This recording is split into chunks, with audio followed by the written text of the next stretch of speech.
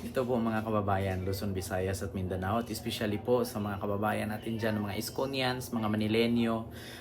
Ito lang masasabi ko sa inyo. Actually, bawat politiko ngayon, uso na po yung meron silang vloggers, meron silang mga supporters, at meron po silang ah, tagapagtanggol. At isa na ako doon kay Yorme Isko Moreno. So, speaking of Yorme Isko Moreno, since 2019, nagumpisa akong vlog niyan, never ako nakatanggap kahit piso dyan. I am voluntarily, no, vlogging and supporting Isko. Hindi ako katulad sa ibang vloggers dyan na tumatanggap ng bayad sa mga politician para lang ipagtanggol. Ako, sabihin nyo man sa akin na bayaran ako kay Isko, pero ever since hindi ko nakakausap si Isko in messenger and in person, hindi pa kami nagharap niyan ni Yorme sa personal. Yan po ang katotohanan. Malaman nyo naman pag nakaharap ko si Yorme sa personal, may picture kami niyan. Never ko pang nakita ko siya, pero never ko siyang nalapitan or nahawak man yung kamay niya, nahawakan man. Kaya kahit sino po sa mga Manila vloggers, tanungin niyo po kung nahawakan ko man si Isko sa personal, kung na-meet ko man yan siyang harap-harapan, never. Kaya ako po, taas noo ako maglalakad, taas noo akong ipagyabang. Hindi ako katulad ng ibang vloggers dyan na umaamin na highest paid vlogger daw ng mga politician. Never mind, I don't care. Kasi ako, hindi po ako nagsasabing, we kill money bro, we kill money bro. Wala kaming ganon. Ako, hanggat nakita kong mabuti, hanggat nakita kong may nagawa, doon ako susuporta. Ayaw ko kasi yung magpapakita lang ng gawa, kikilos lang, may kapalit naman. Ito sa totoo lang, ang literal na politician, yan po yung tumutulong kasi politiko. Yung mga nagpupolitisyan-politisyanan, yan po yung mga tumutulong kasi papasok pa lang. 'Di ba? Actually, sinabi na yan ni marami na akong narinig na politisyan ngayon na ayaw magpolitisyan noon. Isa yan si Raffy Tulfo. Alam niyo ang sabi ni Raffy Tulfo noon? Ako, kapag pumasok ako sa politiko, parang kumuha lang ako ng martilyo at pinukpok ko sa ulo ko. Pero ngayon, anong nangyari kay Raffy Tulfo? Senador na siya. Not only siya, but also his family, lahat nasa politiko na sila. Pangalawa, si Willie Rebillame. Si Willie Rebillame noon, sinasabi niya, kada may show siya sa Will Wawawin, Will to ganyan. Basta marami siya kasi ABS, naging TV5, naging GMA yan, palipat-lipat ng network. Sinabi din ni Willie Rebillame yan, ako, hindi ko na kailangan magpolitiko or pumasok sa politiko kung gusto kong tumulong. Kahit hindi ka politiko, pwede kang tumulong. Kasi kung papasok man ako sa politiko, para lang akong kumuha ng bato at pinukpo ko sa ulo. Pero all of the sudden, ngayon, si Willie Rebillame, nag-file ng COC, tumatakbong senador. Diba? So, ganun lang naman yan eh. Kasi may mga agenda sila. So, simple lang. Si Isko, noon pa niya sinasabi, at noon pa din po natin kilala, politiko na siya. At saka, hindi naman po natin masasabing si Isko perfecto. Si Isko may pagkakamali din. Kaya nga siya, minsan siya ay nakulong, siya ay naaresto. Kasi may pagkakamali siya. Pero yun ay pinagbayaran niya. Nagpakulong siya. Nakalaya, naabsuelto. So, ibig sabihin, wala na siyang problema. So, ngayon, speaking of vlogging and supporting for the politics, isa na ako doon. Sumuport ako sa politiko, pero ni minsan wala akong politiko na nilalapitan. Ni minsan hindi. Wala akong politician na naka-shake hands, naka-contract, never. Ako, I'm vlogging with my own. Walang nagbayad sa akin. Kahit sino man, kahit sino sa mga kaibigan ko, sabihin ninyo na binayaran ako ni ganito, binayaran ako ni ganyan. Maglabas kayo ng pruweba. Ako, hindi ko po kasalanan na sumuporta po ako kay Isko Moreno or kay Pangulong Bongbong Marcos. Actually, dati ako supporter ni Digong. Nawalan lang akong gana nung nalaman ko na extrajudicial killings, pogo. 'Di ba? So ngayon, speaking of vloggers na sumuporta sa politician, si Makagago kasi nakakapagtaka lang. noon inamin niya na siya ay binayaran daw ng mga Duterte. Inamin niya mismo, sinabi niya mismo yan sa kanyang vlog. Highest speed vlogger siya sa mga Duterte, inamin niya. So hindi na po tayo ngayon magtaka kung bakit pinagtanggol niya si Sam Bersosa. Alam niyo na. Kaya sabi ko nga sa inyo ngayon,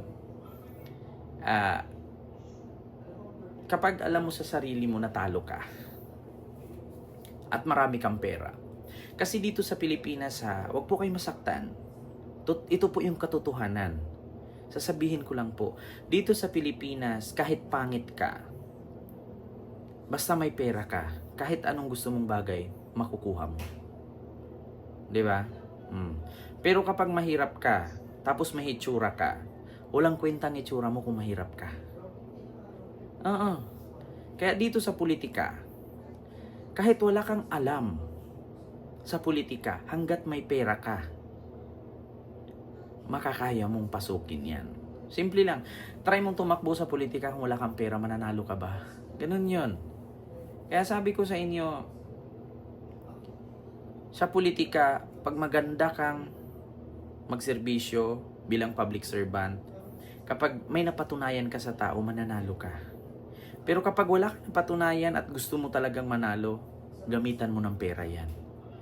Saka ito naman sa mga botante, not only for Isko, not only for Sam Bersosa, for Hani Lacuna, and for Tamundong or kung sino pa dito sa City of Maynila na tumatakbo ngayon bilang alkalde. Sa mga botante po dyan, no, mga Manilenyo, sa lahat ng sa City of Maynila na botante, ito lang isipin ninyo. Kapag bumoto kayo ng politiko or politician, gusto nyo maging mayor ng Maynila, piliin nyo yung para sa inyo. Huwag niyong piliin yung porkit may binigay isang sakong bigas, ibubuto mo na. Tandaan ninyo, yung isang sakong bigas, hindi yan kayang mag-survive sa loob ng 3 taon. Huwag mong sayangin ang boto mo sa isang sakong bigas kapalit niyan 3 taong paghihirap. Totoo yan. Totoo yan sinasabi ko. Aanhin mo yung food cart. Aanhin mo yung mamahaling dilata. Aanhin mo yung isang sakong bigas. Bakit? Ang dilata ba? Hindi ba nauubos sa loob ng 3 taon? Ang isang sakong bigas ba? Hindi mo ba mauubos yan sa loob ng 3 taon? Mauubos yan. Take note, ang politiko lalabas lang yan kapag eleksyon. Ako, kahit si Yorme, sabihin natin, lalabas yan kapag eleksyon. Pero isipin nyo, si Yorme may napatunayan na. Subok na, may nagawa na. Si Sam Bersosa, lumalabas lang yan kapag butuhan na. Nasaan ba siya noon nung tayo'y naghirap? Nasaan ba siya noon nung nangangailangan si Isko ng gamot para sa Manilenyo? Nasaan ba siya noon nung nangangailangan si Isko ng ayuda para sa Manilenyo, food packs, ulam, bigas, dilata? Ni pangalan or anino ni Sam Bersosa hindi ko nakikita. Hindi ko nga alam na taga Sampaloc lang pala yan. Ang lapit-lapit lang namin. Sampaloc din ako. 'Di ba? Tapos magugulat na lang tayo ngayon sa eleksyon na to. Maraming mga nagsulputang vlogger na nagtatanggol sa kanya. At sasabihin, 10 taon nang tumutulong. 10 taong tumutulong? Buti pa nga si Francis Leo Marcos nung pandemic, naririnig kong nangangalimbang ng mga politician eh. Buti pa nga si Francis Leo Marcos nung pandemic, namimigay ng sako-sako, truck-truck na bigas. Yeah. Pero ni Aninot, ni Bulbul, ni Sam Bersosa, hindi ko nakikita. Yun ang katotohanan. 'Di ba? Tapos sasabihin niya ngayon, sasabihin ng mga vlogger na nagsulputan katulad kay Makagago. Matagal nang tumulong, 10 taon nang tumulong. What the heck, bro? We kilo mind, bro. Diba? We kilo mind. Yeah? We don't kilo money. We kilo mind. Sasabihin niyo, 10 taong tumulong. Inisimula nung 2019, 2020, ever since hindi ko kilala si Sam Bersosa. Ngayon ko lang siya kilala. My God! Huwag nyo nang pagpilitan. Hindi ko siya kilala. Hindi ko siya kilala. Hindi ko siya kilala. Maskin nga nung tumakbo si Yorming pagka-presidente nung 2022, Hindi ko rin siya kilala, si Sam Bersosa. Hindi ko siya naaaninag. Kaya huwag yung sabihin na 10 taon nang tumulong, makagago. Sa pangalan mo pangalang, nang gagago ka na eh. 'Di ba? Inamin mo na din na ikaw yung highest speed political vlogger. My God. Hindi ko kailangan ipagyabang na ako yung highest paid politician vlogger. Bakit? My God, what the heck? High speed ka nga, naninira ka naman. Ako, mas piliin ko pang putyo-putyo vlogger ako at least. Hindi ako binayaran para manira. Kung nanira man ako, sarili kong opinion yan. Siya mismo, inaamin niya na binayaran siya. My God, bayad ka nga, naninira ka naman. So saan dun ang magandang ano? Hindi magandang pakinggan. Pag tinanong, sino ka? Ako si Makagago, isa akong high-speed political vlogger. Ha? Nakakahiya po. Maskin kung may anak ako, tapos katulad ko si Makagago, hindi proud yung anak ko. Bakit? Tatay mo naninira. Ako okay lang sa akin, second political vlogger yan. Pero wala naman issue yan na binayaran ni Isko, binayaran ni BBM, walang ganun yan, binayaran ni Lenny. Kasi never ako nagpabayad. My God. Ako taas noo kung kaya kong ipagmayabang na ako'y Pilipino, political vlogger ako, pero hindi ako bayad. Hindi katulad ni Makagago. Taas noong pinagyabang. Political vlogger ako, high speed vlogger ako. Pero ang reflect nun, naninira ka ng buhay. Kaya hindi mo dapat ipagmayabang na high speed vlogger, kaya naninira ka naman, so nonsense. Yung pagiging high speed political vlogger mo.